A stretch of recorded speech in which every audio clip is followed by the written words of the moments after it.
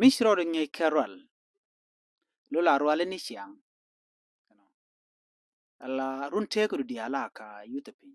che jangeje ko rwal teke mi jekten gwad dana rwali rwachi ka wakte to ngwane ladi awa loidu la we ka mi yudo rodo pinya la teke li la we ka mi yudo rodo pinya chan right ka kwilon la lun wajen da tenejen ka run dang wel ka rodien mun nang na run wel ka je la tu de la run wel la kana ngor la run wel te jana do ba da nang na run wel ka rwade kitik de o jena wa chang ma tot to ka bengen chang ma tot to ka bengen ba wak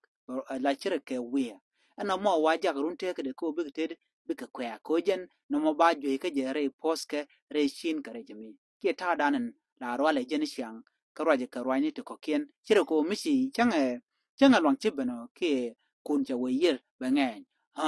no ana mo point da ka rwada wa ja ke run won ala tud loin ko bi tede bi ba ka jot pin ajan la liu ka run dang wel karwa da mon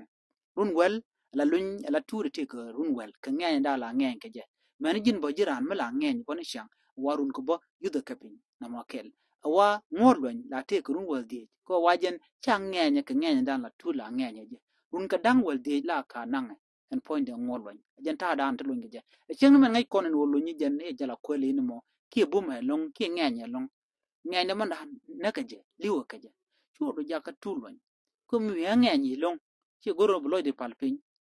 berun ku ba ka tu ku ngwasa mo jen dana goro no de lo ka je